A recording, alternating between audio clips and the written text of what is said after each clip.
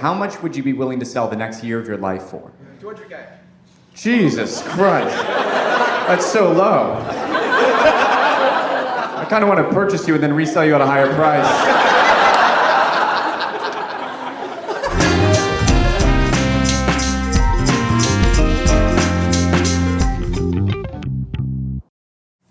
Hello. So I am quite tall. Also have a long neck.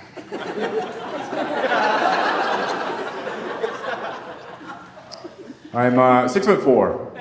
Yeah, well, I used to be 6'1", and then one day I took a Viagra and it got stuck in my throat.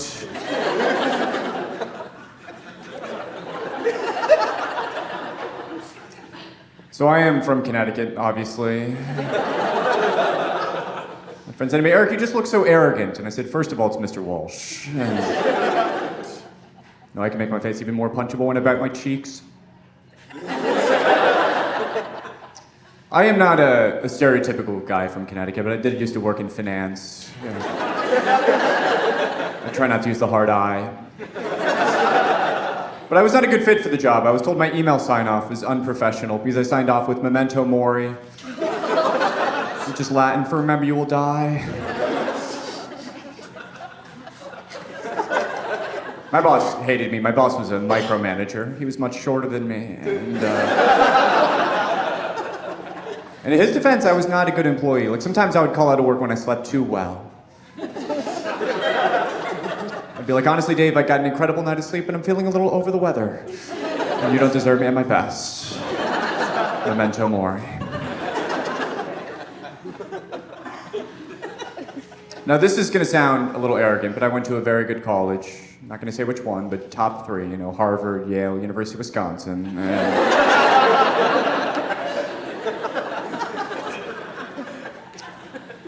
I'm curious what you guys think of this. So I was working at this other company, and when I got promoted, I said, "How about instead of paying me more money, I just work 4 days a week instead?" What do you guys think of that? Yeah? I got laid off. My boss told me he questioned my commitment to the organization. I said, "I'm incredibly committed Monday through Thursday." But my logic is, past a certain threshold, time is more important to me than money. So here's my question for you guys. How much would you be willing to sell the next year of your life for? $200K. Jesus Christ. That's so low.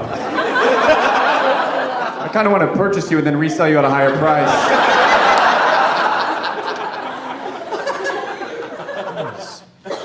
I think my answer is maybe 5 million. 10 million? I think, yeah, maybe 5, 10 million. I really enjoy my life. You know, I read recently, apparently the best indicator of good mental health is spontaneity.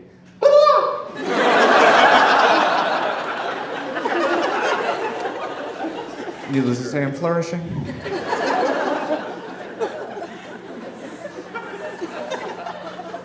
Last weekend I got Margaritas with the boys. Spicy, of course. And we were sipping our margs and complaining about our moms. You know, my mother is a very nice lady. She dresses me quite well. But she keeps sending me articles of crimes committed in New York City. And it's deeply upsetting, because 1, it's terrifying, and 2, there's nothing I can do about it. But she's always like, "Please be careful." So now I've started sending her obituaries of people her age.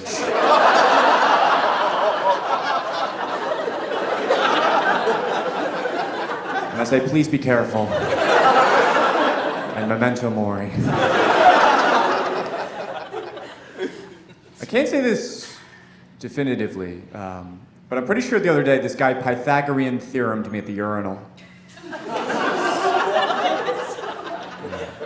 He asked me how tall I am. Then he asked me my shoe size.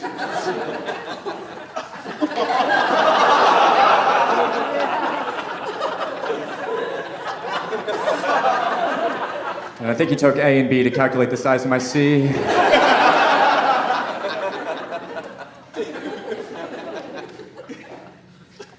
I am tall and skinny, but I'm too lazy to get jacked. I'm more lazy than I am insecure. I also think I would be a significantly worse person if I was jacked. I think my twink physique mitigates my grandiosity. But I have been going back to the gym recently, so within the next month or 2, I should be looking like a hot piece of giraffe. I've also been trying to improve my jawline, so I've been going to sleep wearing a ball gag. Nothing too fancy, just your textbook red ball gag. You know, I think women should compliment men more often, specifically me, but I have been told I can be a little intimidating, so I started wearing a backpack to weaken my aura.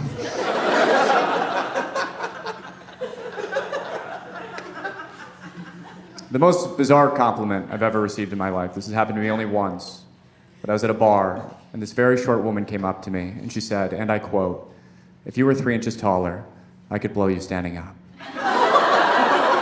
And I had no idea how to respond, so I just went.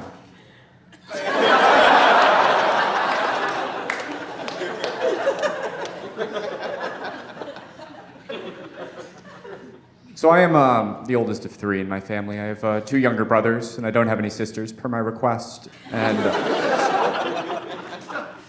ever since my younger brother got engaged, my mom's been on my case about getting a girlfriend. So she's always pointing out attractive women in public. I'm like, yeah, she's hot, mother, but is she wise? Does she have a certain joie de vivre? Because I live in the West Village, there's a million beautiful women, but they have no zest. And I'm not trying to insult any of these beautiful women who radiate no joy. Just saying I'm quite a vivacious fellow.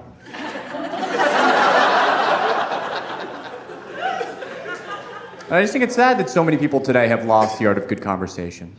Like, I don't want to hear about your transformative experience studying abroad in Madrid. I want to hear what you think about my semester in Barcelona.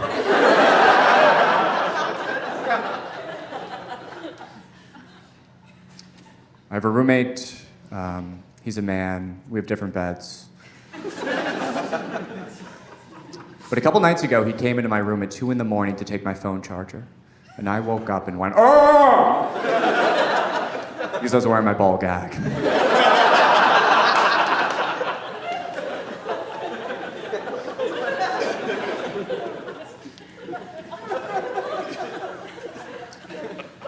I don't know exactly when I realized I was never going to be a normal person. It was probably when I got table for one hibachi. But... Actually, no, I think I do know. I think it was when I started reading a lot of Russian literature. I don't know if you guys have read Tolstoy or Dostoevsky, but I had no idea reading them would change my personality so much. I went to Shake Shack. The guy asked me how my burger tasted. I said, "Rapturous." For an entire year, I only laughed contemptuously. Ha!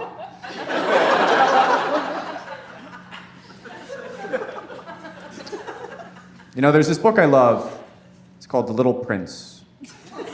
There's a line in it that goes, "Every grown-up was once a child, but only a few of them remember it." And I think I'm one of the lucky few who's retained my childlike spirit and youthful vivacity. But it's lonely being a playful man in 2025. So many men these days are utterly devoid of cheeky banter and good-natured horseplay. You know, the other day I was thinking about the masculinity crisis while I was taking a bath, and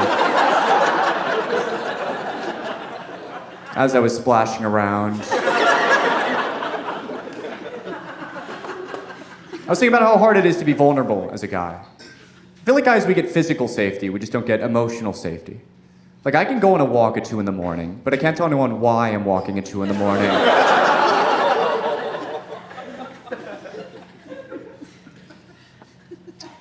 I have been feeling a bit melancholy lately, though. And if you're unfamiliar with the word melancholy, it basically just means lugubrious, but...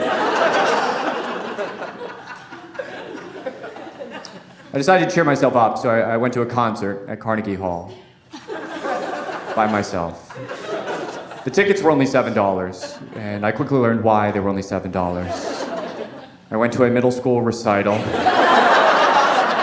By myself. And I had a phenomenal seat, which made me feel even creepier.